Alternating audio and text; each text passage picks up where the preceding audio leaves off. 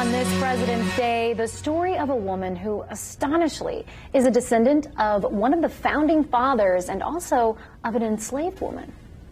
That founding father was President James Madison, and that African slave was a woman owned by Madison. In her book, The Other Madisons, The Lost History of a President's Black Family, author and physician Betty Kearse shares her family story and the powerful consequences of telling the whole truth. Dr. Kearse joins us live right now. Dr. Kearse, thank you so much for being here with us. Oh, thank you for inviting me. I mean, this is amazing. I told you I'm very much into genealogy and just finding the power of understanding how you got here, what's your story. When did you first learn you descended from an enslaved woman and President James Madison? Well, when I was about 5 years old, my mother started teaching me to recite our family credo, which is always remember, you're a Madison. You come from African slaves and a president. And so then she would tell me the stories behind that credo about Madison and his enslaved Korean. Wow. And you spent 25 years on a journey of discovery while writing this book. What are some of those things that you discovered? Well, it was actually 30 years. Wow. But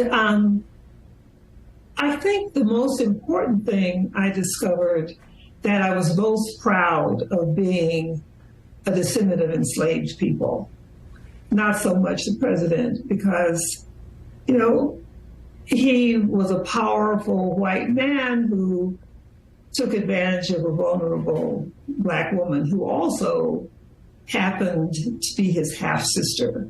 But I also learned that enslaved people were remarkable individuals who had a strong sense of their own humanity. They denied that they were really property. They had a lot of talents. They believed in themselves. And then they passed down those same qualities to their descendants. So I think that's the most important thing I learned. That's so empowering to me, to so many others, because I think that's the part, showing the power of the people that we come from, right? I mean, that's oftentimes you hear about slavery through a certain lens, but I mean, there are people who were just trudging through, empowering each other in the midst of, in spite of. And so I'm sure that this journey taught you a lot about yourself. What did this allow you to discover about yourself?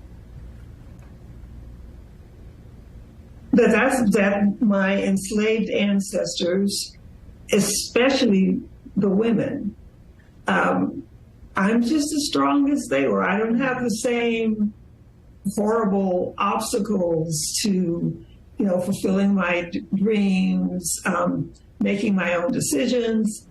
You know, I just have to give them all of the credit. That's good. And you've said an oral history is important. Why is that? Well, you know, when we're doing genealogy, we can find lots of paperwork, which is, you know, is very, very helpful and very interesting. And DNA is a bit helpful too, but it doesn't tell you who you are like those stories do. Like when you get to know what kind of folks your ancestors were, you really understand who you are and where you came from, you know, why you are how you are. And that's, you know, and you such understand their strengths and their, yeah, they can do it, you can do it. I love that so much. You know, our time is winding down, but I have to ask you this quickly. What do you hope readers, both Black and white, will take away from your book? Because all the things that you just said, I mean, I'm ready to get the book right now. Well, you know, I'm going to say the same thing. What I learned is what I want all Americans, Black and white, to learn, that enslaved people were remarkable individuals. They contributed mightily, mightily to this country in every way you can imagine. This country would not be what it is today without those enslaved people and their contributions. Their hard labor, their gifts, their talents, they made America what it is. That's so powerful. Well, Dr. Kearse, the book called The Other Madisons, The Lost History of a President's Black Family. Thank you so much for sharing your journey and your perspective. Thank you.